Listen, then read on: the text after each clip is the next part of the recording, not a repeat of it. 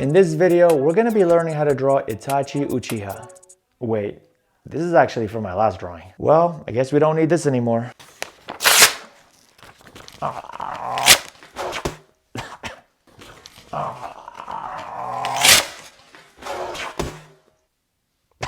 This is what we're going to be drawing today. For our markers, we're going to be using the Copic Sketch B sets. These set me back $350 and they're worth every penny. For my color pencils, I used the Luminance, what is this? I spent almost, if I remember correctly, almost $400 on this. And I've actually never used this pencil before. This one, this one's garbage. Bismuth yellow? What's a bismuth? Garbage, garbage. Hey, well, that looks like the biggest waste of money ever. Do yourself a favor and get a $30 set of color pencils. You're gonna get the exact same results. I made a very big mess. We'll start off by drawing a simple cube. The first step will always be to draw his nose. In most cases, this is always how we're going to begin the drawing, starting off with the nose, then leading into the eyes. After the eyes, we're going to draw the side of his face, followed by his mouth, his ears, then his hair. Just so you know, this is actually my second attempt at drawing Itachi. I accidentally deleted this portion of the video, and now I'm redrawing it again from scratch.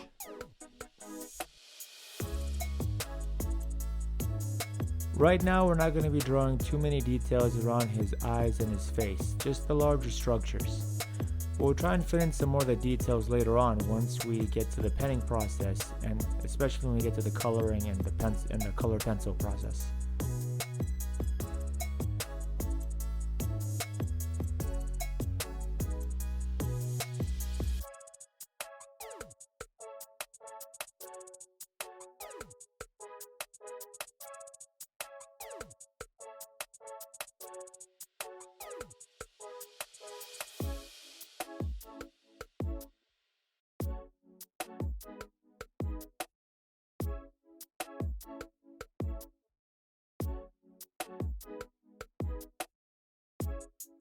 We'll add a few more details to his face, thickening the lines around his eyes, as well as drawing some more detail on his headband.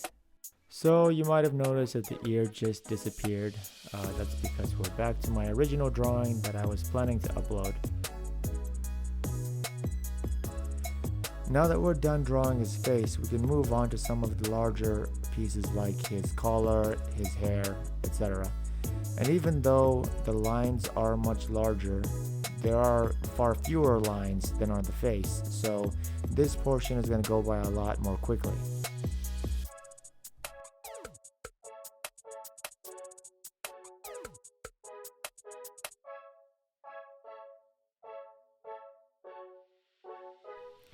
Now we can get to work on his collarbone and his neck muscles. By the way, that is not a necklace, it's just the art style. That's actually the center of his collarbone, where you see the circle drawn. Now let's start to draw the outline of his hand before we move on to fill in the details.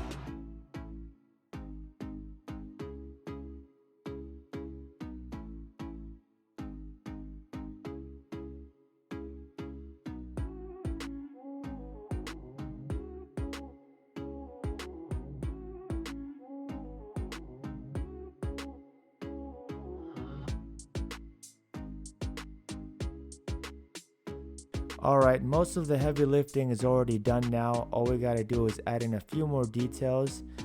And the flowers on his jacket are actually gonna be a little bit more difficult than I first anticipated. And that's just because you need to space them out properly, not too close, not too far. You can see over here I drew it a little bit too small. So I'm gonna erase both of them and just start over.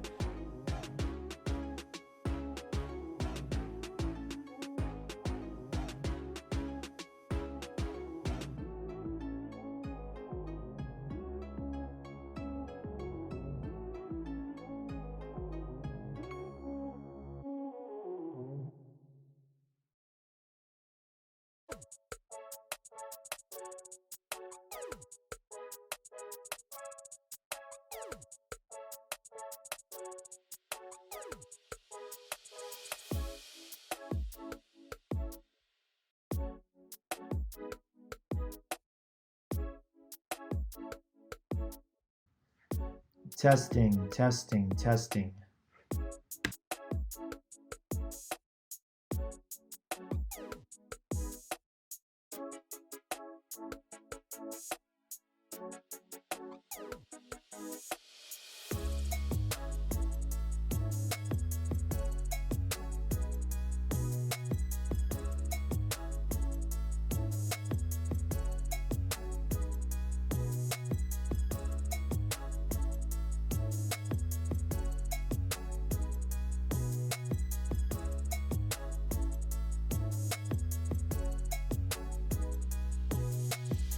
Alright, and we're just about done with our sketching process. Now let's go ahead and skip over to see the final result after I go over everything with a pen.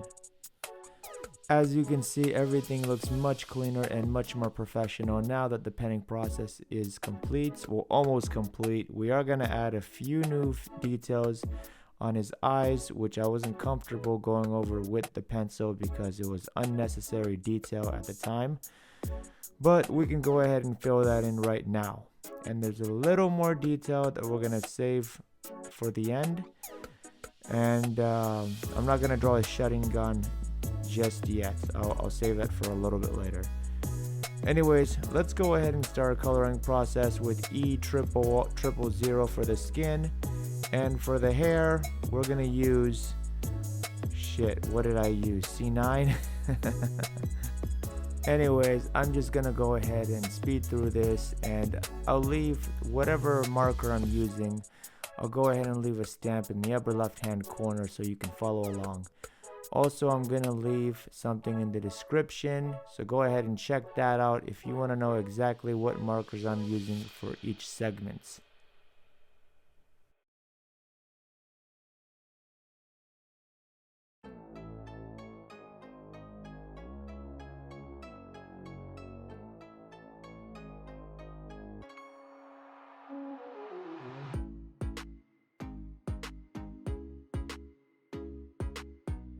Some of these markers are already going out. It freaking sucks. It's the one thing I hate the most about Copics. There's just a couple markers that I really rely on over and over again, and those are the ones that end up dying. And it's not as easy to refill them as I thought. So I'm gonna have to go, in this situation, I just wait for it to dry, for it to fill up a little bit, put the cap back on, and go over it another layer. And after this is over, I'm gonna have to throw this one in the garbage because it's pretty much spent now. So yeah, I don't know, I have to keep ordering the same 2 or 3 markers over and over again. Sucks, but what are you gonna do? Notice that the hair color for it, the black that I chose for his hair is not the same as the black that I chose for his coats. So very important distinction there. One of them is, I believe, C7 and the other is C9. Alright, now we can start going over our second layer of shade with our Copic markers. Really the only layer the only color that's gonna get a second layer is a skin tone. Thank God, that's gonna save me a ton of time. But for his skin tone, I'm also adding a third layer, and that's gonna be with the color pencil. I'm also gonna use this brown color to kind of outline the second layer of Copics, if you understand what I'm saying. Kind of give it a little outline and give it a little bit more distinction from the first layer. And I'm going to do the same thing here with the cool gray over his hat. I'm going to use the gray marker to outline the color, the second layer of Copic color there. I don't know if any of you have any idea what I'm saying, but you know, whatever. I'm trying to explain this as best as I can. I just finished coloring the headband. Sorry, it was totally off camera. And now I'm putting the final touches on his shutting gun, and we're all done. Thanks again for watching, and I'll catch you in the next video.